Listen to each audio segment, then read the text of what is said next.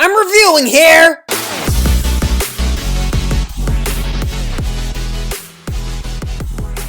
It's the end of the world as we know it. I'm just kidding. Hi, everybody. Welcome to another episode of I'm Reviewing Here, a podcast where I, Matthew Bussey, watches and reviews Sight and Sound's top greatest movies of all time. Why do I always refer to myself as Matthew Bussey? That's not even my name. No, it is. But Matthew, no one ever really... People call me that, like, professionally, but I never, ever call myself that. But maybe I should change that. That song at the beginning that I was singing, do you remember in the opening of Independence Day, like, when they're at the space station, like, you hear that song playing in the background, like, someone has it on the radio? Foreshadowing. Really subtle, am I right? Yeah, no. No, I'm just, excuse me, I'm kidding. I love Independence Day. That's like one of my favorite movies. It used to scare the bejesus out of me. But I had it on VHS.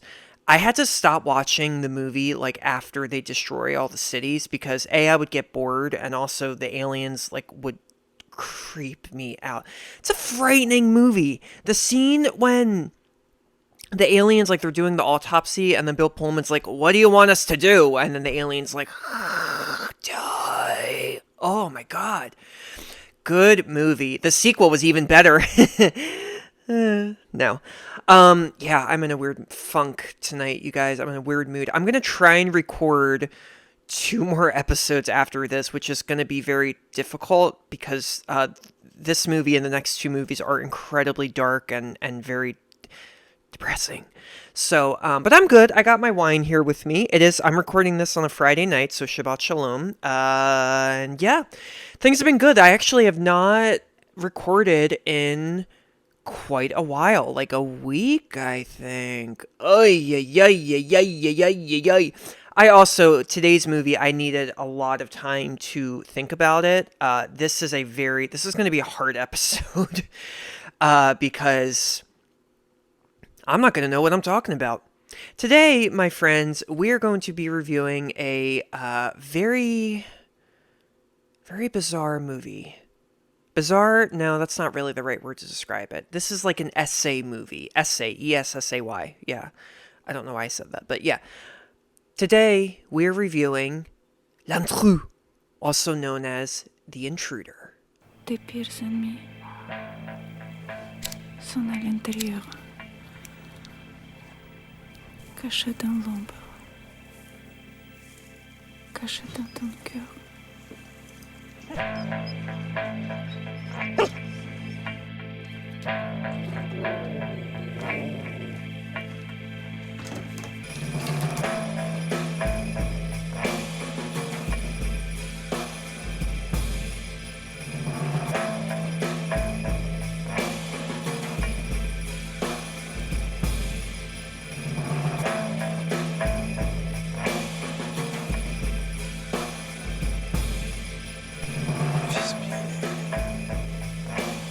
Bien aimé, comme tu me manques.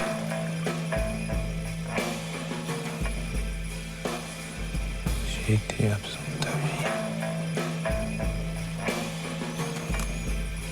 J'arrive. My PTSD has returned just from hearing the music from that trailer. Okay. I wasn't a fan of this movie. I wasn't. I didn't hate it. It's a hard movie to like, though. Like, I have to admit that it is. It's a hard movie to like.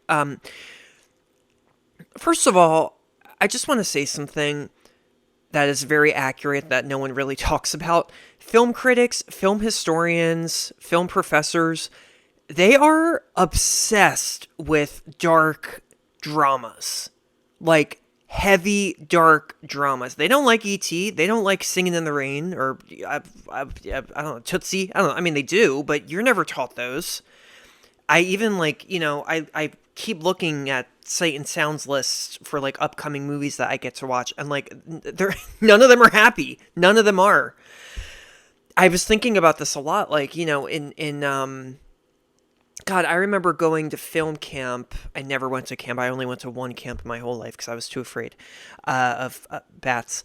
But I went to film camp, the New York Film Academy camp. They used to do it at Princeton University. It was 2006, I remember. And each of us got to make a movie. It was only 2 weeks, and we each got to make a movie. And then on the last day, all the parents showed up, and they would play all the movies in this little theater. And I remember all the movies were so dark, and people were like killing each other in the movie and like committing suicide. And I'll never forget this woman who was sitting next to my parents. She literally turned to us. We had just watched one movie where the character stabs the guy like a million times in the middle of the street, and this woman turned to my parents and she just went, "What the hell is wrong with these kids?"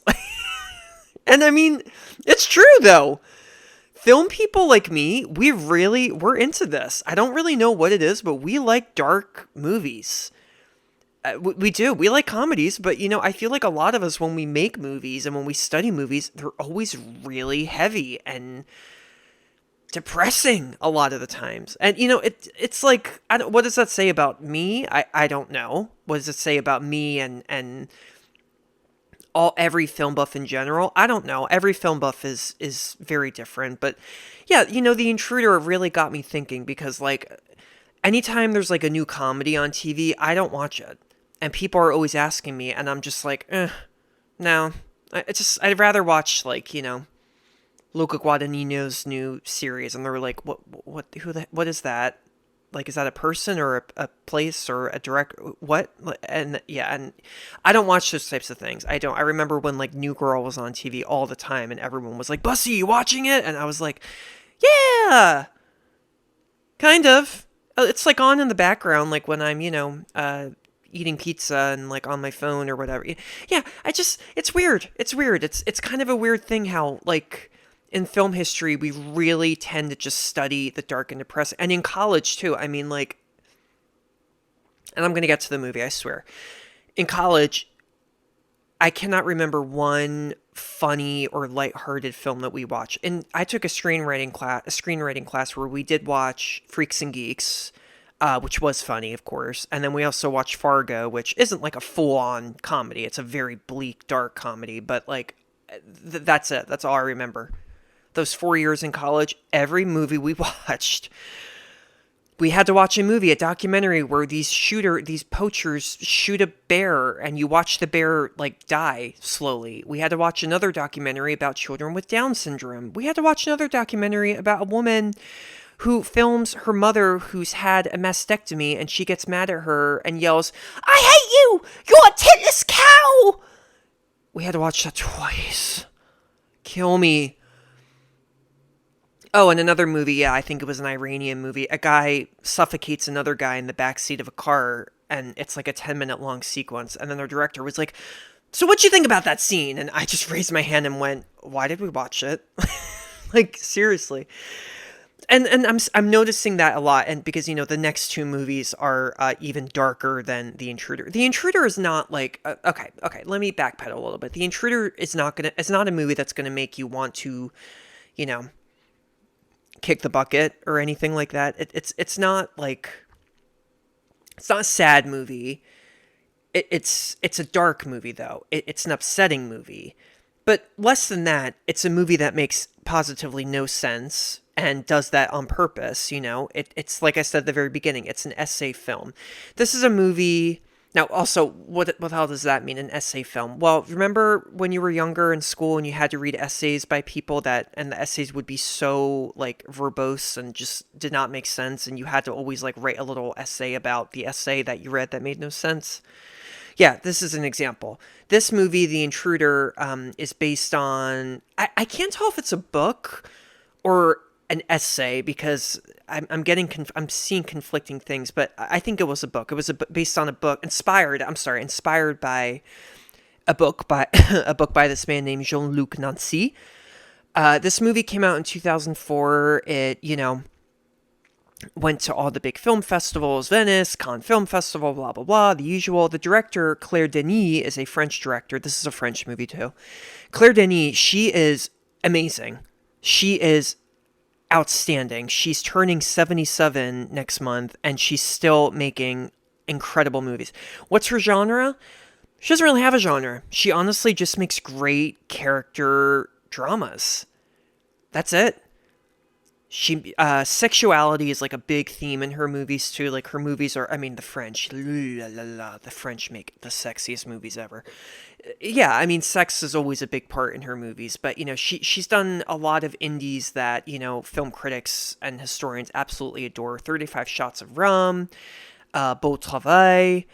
I don't think Beau Travail is on the list, but I do want to watch that. She also did, okay, wait for it, Chocolat. No, not the Chocolat with Johnny Depp. She did a 1988 movie called Chocolat, which I do remember watching in film school. Actually, no, it was not at Temple University. It was in my French class, because it was a French movie. I don't remember what it was about, though. That was her first feature film that she did, though.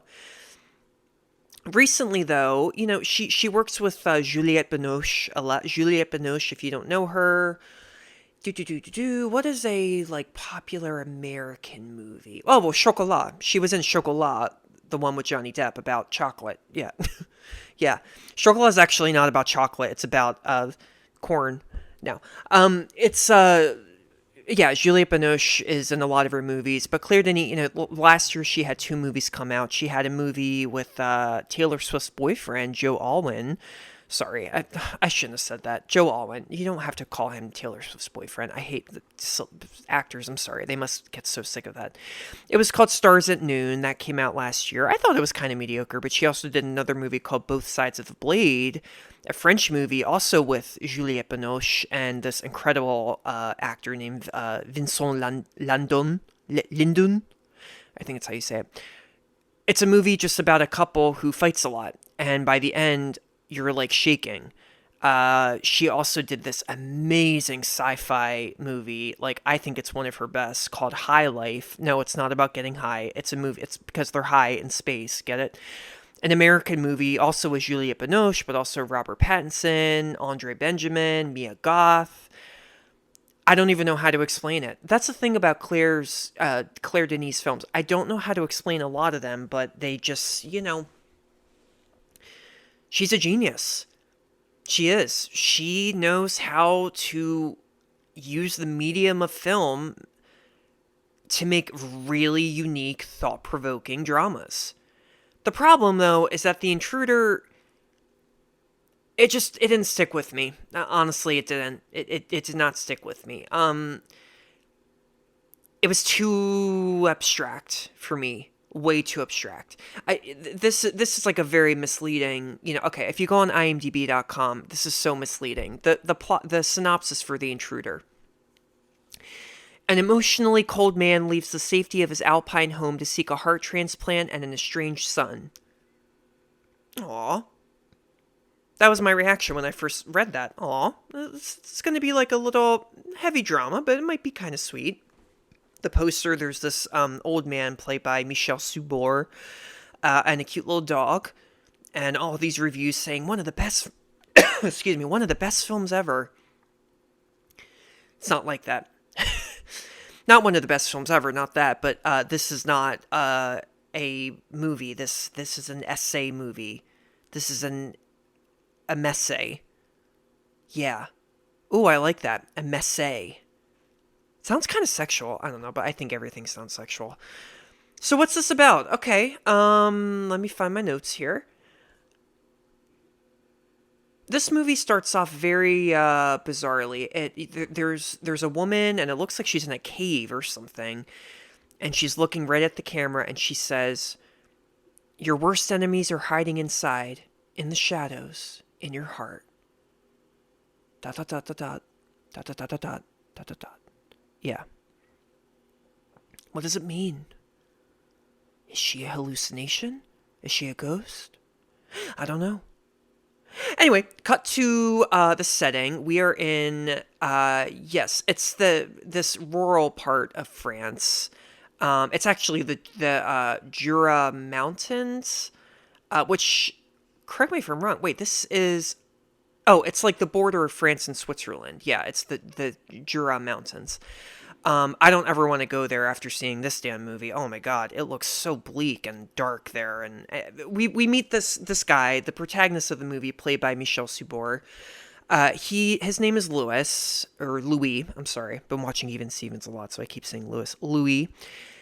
He is almost like a jungle man. He is this very quiet, mysterious guy. He is like, when we first see him, he's just butt naked in the woods with with his dogs, just walking around.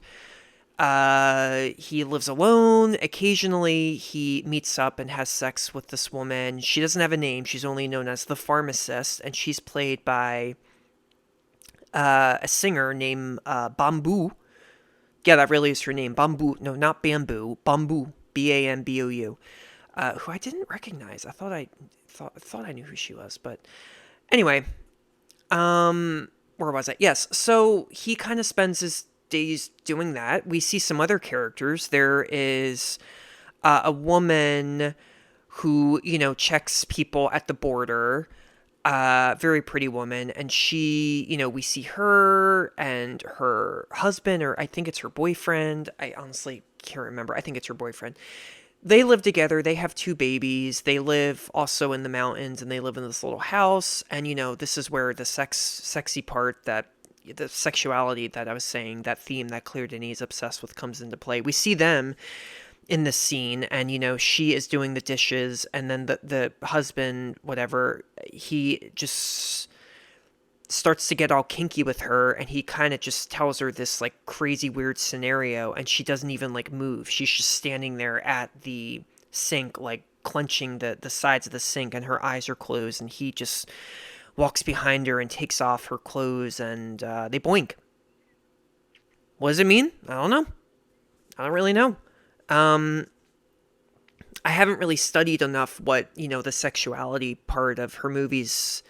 Claire Denis's, I keep saying Claire Denis, I'm sorry, Denis. I haven't really studied what, why that's such an important theme in her films. But, I mean, I guess the general reason for me is that everybody has sex. It's normal. I mean, like, it's normal. People do it all the time. She's not afraid to show it. A lot of European filmmakers are not afraid to show it. A lot of American filmmakers are afraid to show it. But anyway, that's a different conversation. So there are these weird characters. Now, Louis, this movie also, like, there's no plot. Like, you don't know what is going on. It's very disorienting, and you can't tell if, like, you're watching flashbacks or flash forwards or whatnot. It's so bizarre. It's so bizarre. It's so weird. There's another woman that we meet. She's played by Beatrice Dell, and she's credited as Queen of the Northern Hemisphere. She's not a queen in this movie. She's just someone that Louis knows, and she has a ton of dogs. And there's a very bizarre moment in the beginning of the movie where, Louis has just had sex with the woman, the Bamboo's character, and she's a pharmacist too, that she's only known as the pharmacist. They have sex, and then it looks like he's like going up to an attic, and then there's a crazy shot of him stabbing a woman. Is it, I had to rewind the scene because I went, oh my god, did he just kill Bamboo? What is this? What? And then, she's okay. So what the hell is that? He's a murderer? Why did he kill someone? Was it the woman in the very beginning, in the opening shot? It's bizarre. It's very, very bizarre. And you just keep thinking, what is going on? There's another very brutal scene later on in the movie where these 2 people, and it looks like the woman that he killed. It's her and this other guy. And they're in the mountains, and there's snow everywhere, and the man and the woman, they're on horseback. They are dragging Louis by his feet through the snow on horseback. On snow. Ow-wee! Yeah. And he tells her, like, emotionlessly, I think I just made that up, that word. He tells them, I've already paid. And then she just looks him in the eye and menacingly goes, you'll never pay enough. And then they leave him. I just swallowed really loudly because, yeah, that scene was like just a lot. And again, we kind of learn a little bit more about, well, sort of about this woman that he allegedly killed, because we also see that, she was left for dead on the snow, in the mountains. Her heart was removed. Did he do it? I don't know. But her body is later found under the ice by this other random woman. Guys, if I'm like giving you a headache too, I'm sorry, but that's the point, because this movie gave me a freaking headache, and it's 2 hours, 10 minutes long too. So how the hell do you think I felt? This is only like a 30-minute podcast episode. It's weird. Okay, plot though. Okay, the plot kind of comes into play because we learn that Louis is very sick. What does he have? We don't know, but he just has a bad heart. That's basically all that's all that's implied. He needs to get a new heart. He leaves his home. He has like a bunch of money saved, and he goes to this like Swiss bank to get it out. And then he ends up in Korea, where he wants to get like this illegal heart transplant, a black market heart transplant. And it's kind of a bizarre moment because he's, going like, okay, I want this kind of heart. I don't want a woman heart, a female heart. I want a young heart and this and that. He's all specific about it. And we don't even really see this happen. Again, it cuts to the next scene and he's lying in bed and there's a huge scar going down his chest. Huge. Remember Videodrome, the episode a few episodes ago about James Woods and like the butthole opens up in his stomach? Yeah, it's like this, but like for real. So that happens. He also, cut a little bit to the end and he is in Tahiti. What is he doing in Tahiti? Well, we kind of eventually learn, because nothing is fully explained. Again, we have to like kind of put the pieces together. He's looking for his long-lost son. How does he know his son lives in Tahiti? I don't know. It's not really explained. Did he leave his son, like, years ago or something? Did he... I'm baffled. Like, did he, kill this woman and then his son left him? We don't know. But he just wants to reconnect with his son. It's yeah, it's weird. It's weird. And how does this movie end? The guy in the beginning, I did not know this, but the guy in the beginning, the one that was having kinky kitchen counter sex with his wife, he is actually Louis. I might be wrong on this, so if you're listening and you know this movie by heart, forgive me, but this is what I got out of it. The guy who was having the kinky kitchen counter sex in the beginning, he's actually Louis' real son. And at the end of the movie, Louis is in Tahiti and he's in this morgue and they pull out a body and it's this guy. It's his son. The guy from the beginning, the kitchen counter, the kinky kitchen counter sex guy. It's him. It's his corpse. And he also has a huge scar going down his chest. The same as his father, Louis.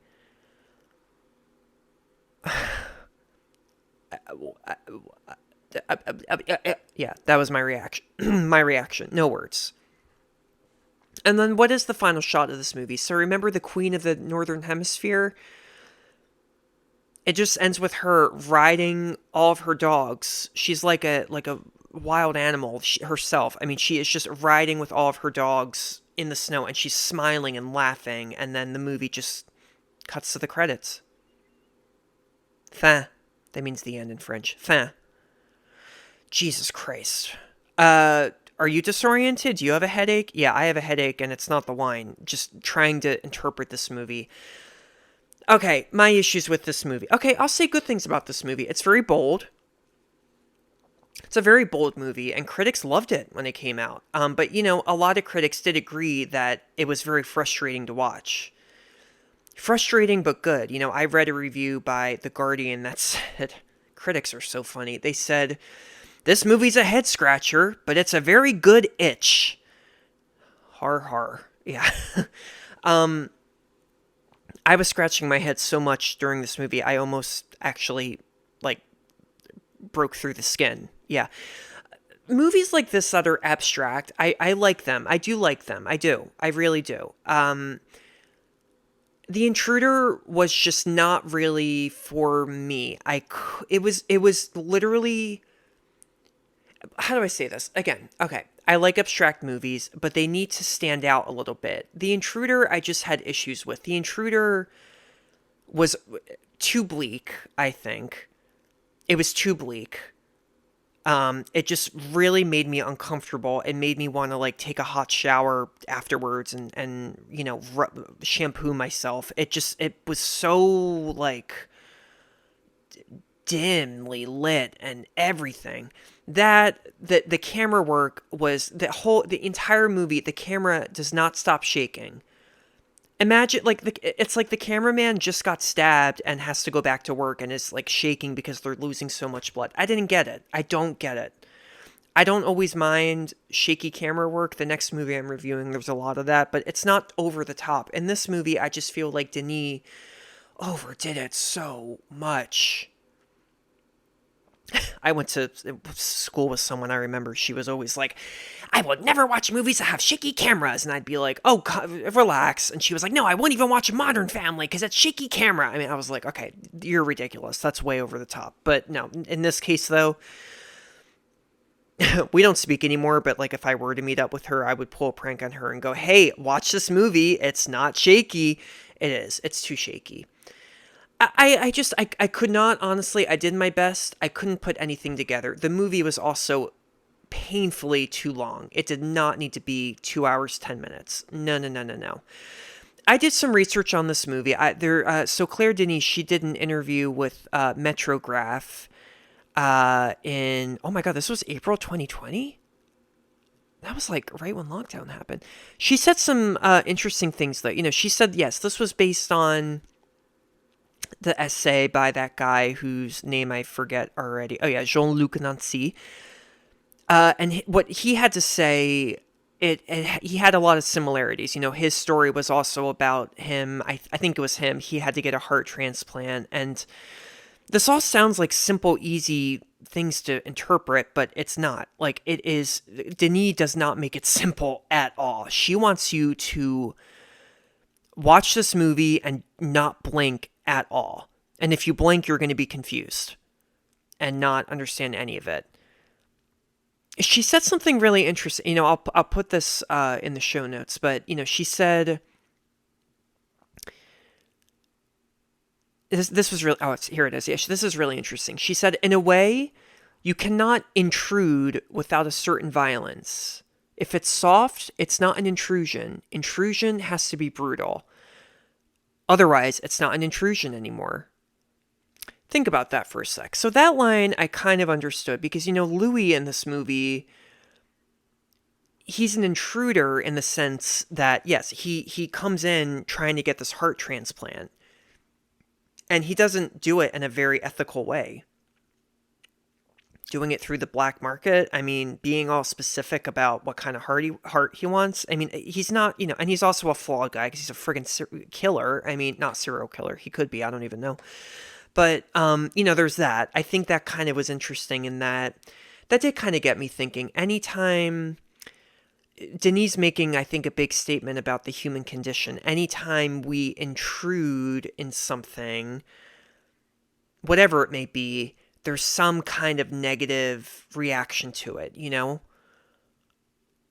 which is kind of interesting. It's almost like, if you're, what's a good example? This is like a bit of a stretch. Let's say you want to get on a plane and you want to fly to Australia from Philadelphia. You're intruding in that you're entering Australia, but, intruding has such a negative connotation. So it's like, well, I'm just going to Australia to go swimming. What's the big deal? Well, there's a negative reaction to that. What's the negative reaction? You're going on a plane and you're, spreading greenhouse gases. Oh, Jesus Christ. No, that's a horrible example. I don't know. Think about that quote, though. Think about that quote when you if you watch this movie, which I don't know if a lot of you will because of this review I just gave. I'm not trying to be super negative about this movie. I'm not. But look, think about that quote. You cannot intrude without a certain violence. That's very interesting. And I did obviously get the simple message of this movie, which is that Louis is just a very, like, amoral individual. There's a surreal moment in this movie when he's in Korea, South Korea, walking the streets at night, and it's, the camera's shaking like crazy, and it's at night, and there are all these, like, lights on outside, and you see, like, these glimpses of that woman, the woman in the very first shot, the one who said, your worst enemies are hiding inside, and she yells to him on the street, your heart's not sick anymore. It says after he got the surgery. She yells, your heart's not sick anymore. It's just empty. And you can't even really tell if, like, he sees her or not. You don't know if she's a hallucination or not. Yeah, it's bizarre. It's very bizarre. This wasn't my favorite of Denis' movies. I'll definitely also put in the show notes, trailers for other films that she's done that are, I think, a lot better made. The Intruder, though, look, I value how the leaps that it takes to be what am I trying to say? I like how it's trying to. I like the leaps it takes to be a very intense, thought-provoking movie. That's good. I like when movies do that. I do. The Intruder just wasn't for me. I think it could have been shorter, and I just wish it was a teeny bit more, like, understandable. And I wish that camera would just sit the frick still. I'm trying to not curse. Yeah, frick, though? Who the hell says frick? Sit the fuck still. There, I said it. Okay, boom. Sorry, I just had to get that out. It does feel good to say the F word, guys. It really does. When I'm by myself, oh my god, it feels so good. And if you're British and you say it, it's so sexy. And if you're French, too. Yeah. Should you watch this movie? You know what, guys? I'm going to leave it up to you. This is available on the Criterion Collection. The Criterion Collection is a streaming platform that you can use. You can subscribe to, I mean. They have a lot of really remarkable, amazing movies on there. A lot of movies on Sight and Sound's list are on the Criterion Collection. Yeah, they got a lot. I'm going to leave it up to you. Do I fully recommend this movie? Yes, I would. I would, because you know what? It's a challenge, and movies should be challenging. Would I watch it again? No. No, I wouldn't. I don't think I would. I really don't think I would.